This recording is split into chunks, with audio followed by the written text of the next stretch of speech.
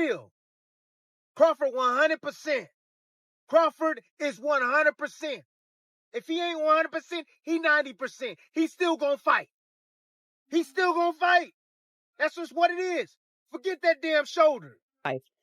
From what you saw then from training, do you think he's carrying the weight well then? Oh, yeah, absolutely. Absolutely. I saw it in his legs. I could see it in his arms and his shoulders.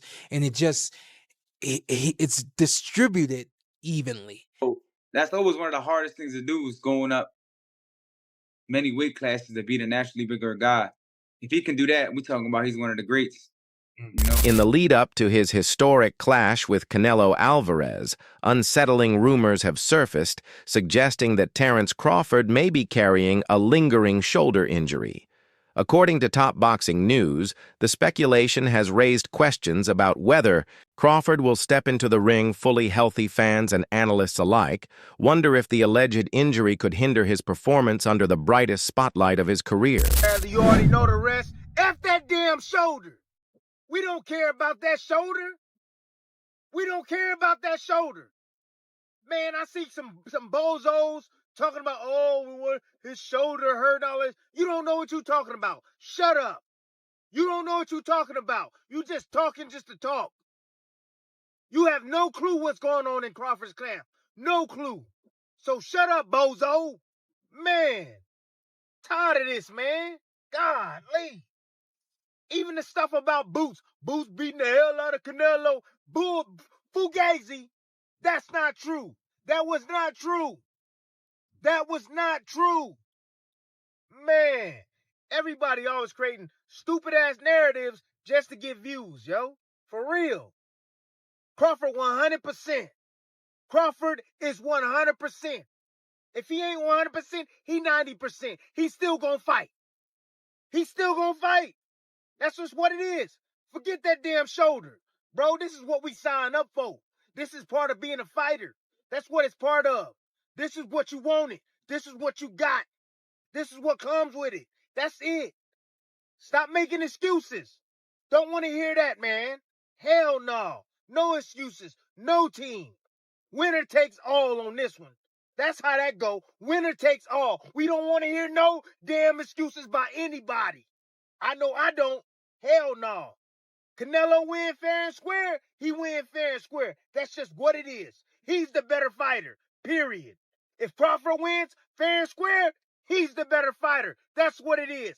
Period. I don't want to hear nothing about no weight. I don't want to hear none of that. Nope. They the same damn weight. That's what they are. On fight night, they might be a different weight. Saudi advisor Turki Alalshikh, a key figure in bringing major fights to the kingdom, described this bout as the biggest boxing event the country has ever hosted. He emphasized the professional environment being created for both fighters, ensuring that Crawford and Canelo have every opportunity to arrive at 100%. For Alalshikh, the focus is on making history before a worldwide audience and cementing Saudi Arabia's role as a new capital of global boxing. It'd be good. It'd be good. And this is the biggest fight in the last 10 years. What do you make of Terence Crawford's shape? He posted that photo with the six-pack. How do you think he's handling the weight? This is the fight, the biggest fight for them. And they will be ready 100%, both of them. Thank you very much. Hall of Famer and promoter Oscar De La Hoya highlighted the steep challenge Crawford faces. Coming off a year-long layoff and moving up in weight, Crawford must deliver a near-flawless performance to overcome Canelo's power and experience. De La Hoya believes Canelo's path is simpler. Withstand Crawford's speed, manage the pace, and impose his size and strength. His insight underscores how weight and activity often decide boxing's biggest fights. I feel that Terence has a shot in beating Canelo Alvarez. When I watched Terence Crawford get rattled and rocked by Yorkis Gamboa, who's a natural 30-pounder, it's going to be a huge problem when he gets hit by Canelo, who's a natural 175. So he fights at 175. He's fighting these big monsters. Yeah. He's not getting rattled at all. Right. No. Berlanga's a big kid. Right. Yeah. So it makes me think, I mean, how is Crawford going to keep him away for 12 rounds? Canelo's going to come at him hard. Right. But then again, I think about Crawford's abilities and his IQ and his footwork. Boy Anthony, Executive Club, getting a fresh haircut. But just want to talk about Canelo Crawford is coming up this weekend, and everybody's excited here in Vegas. The electricity is in the air. So, look, even though these guys are, combined almost 80 years old, it should be a good fight. And let me tell you why. Crawford is coming up 2 weight classes, and he's coming off a year's layoff. So that's a huge advantage for Canelo. If Canelo forces his will on him, he'll probably be 190 pounds inside the ring on fight night. I give him a great shot in the 7th, 8th, 9th, 10th round to knock out Crawford. If he doesn't do that, then Crawford is going to box his ears off. It might be another Mayweather versus Canelo. Remember when Mayweather was just schooling him and making him look silly? That can happen again this Saturday. So everything has to be perfect for Crawford. He has to use his footwork. He has to use his speed, his combinations, his ring IQ. He has to stay disciplined. And Canelo, all he has to do is take Crawford's punches, but he cannot be comfortable inside the... At the final press conference, Crawford tackled the injury rumors head-on with sarcasm and humor. Rather than showing frustration, he made light of the supposed shoulder issue, projecting confidence and composure. This response showcased one of Crawford's greatest assets, his unshakable mental toughness. By refusing to give opponents a psychological edge, Crawford once again proved he thrives in the spotlight. Hey, Terence, how are you? This is Chava Rodriguez from ESPN Knockout. You know, to be involved in this kind of events has a lot of rumors, and you already know that everybody or many people saying that, I don't know if the left one, the right one, or both, but somebody says that you have some kind of problem in any one of your shoulders. Can you just clarify what is your position about those rumors? Yeah, my shoulder messed up, everyone. You know, so don't tell Canelo. Maybe the right, maybe the left, but it's both of them. I'm having problems with my shoulders. Shh, keep that under wraps. And finally, everybody say that Canelo is going to be the favorite in the stadium with a lot of people supporting him. But what about Omaha? Do you feel many people from Omaha is coming to support you this weekend right here? Former welterweight champion Shawn Porter, who once shared the ring with Crawford, praised his physical preparation. Porter noted that Crawford has added muscle in a balanced way, showing visible strength in his legs, chest, and arms without losing speed or agility. In Porter's view, Crawford's careful transition in weight ensures he can meet Canelo's physicality without sacrificing the sharpness that makes him dangerous. What do you think most people get wrong when they're thinking of putting on weight for fights? Most boxers don't lift weights. That's kind of the no-no in boxing. But as I like to say, when you're putting on weight, it has to be muscle. You can't put on fat. You can't put on, sluggish nothing. Mm-hmm. So the best thing a fighter can do when he's trying to gain 10 pounds to fight at another weight class is hit the weights, up your protein and things of that nature. I saw the man eat. The man is eating brilliantly. He's doing it all right. And that's what I meant when I said, when he decided to take on this challenge and Canelo Alvarez, it takes a good 2 years to successfully put on 10 pounds, along with successfully putting on 10 pounds to get your body to acclimate to that weight, right? So when people talk about him being out of the ring for 13 months, they really have to also accept they have to understand that he's been working and training for everything that he needs to do on fight night against Canelo Alvarez. So you saw him in camp as he was building and putting that weight on, and you said that you think he's doing it right. From what you saw then from training, do you think he's carrying the weight well then? Oh, yeah, absolutely. Absolutely. I saw it in his legs. I could see it in his arms and his shoulders. And it's distributed evenly. You'll get a lot of guys who are bottom heavy. They don't have much on the top half. So once you get to the inside, they don't have a lot that they can do with you from this standpoint. I know a lot of people are concerned with Canelo Alvarez. Should he get in close? What's the strength situation going to be like? Well, Crawford's put on the right muscle mass in the chest area, in the ab region, and in the arms and things of that nature. I think he's going to be able to handle the strength just fine. The others say, like, no, that's 2 more weight classes. Like, once he gets touched by Canelo, it's going to be different. I am concerned about him absorbing a Canelo punch, especially through the course of 12 rounds. We do know this about Canelo. He's going to slow down, so I think if anything, Canelo would try to start fast and bang on him and break him down before he gets later, and he's still got that kind of steam. But, there's so many components that make a champion. There's so many components that make a great, a legend. It's just so much to go into. It's a conversation that lasts an hour easily when we talk about all of the components that Terence Crawford has, all of the components that Canelo have, and how we find how they even out and who trumps one another. You know what I mean?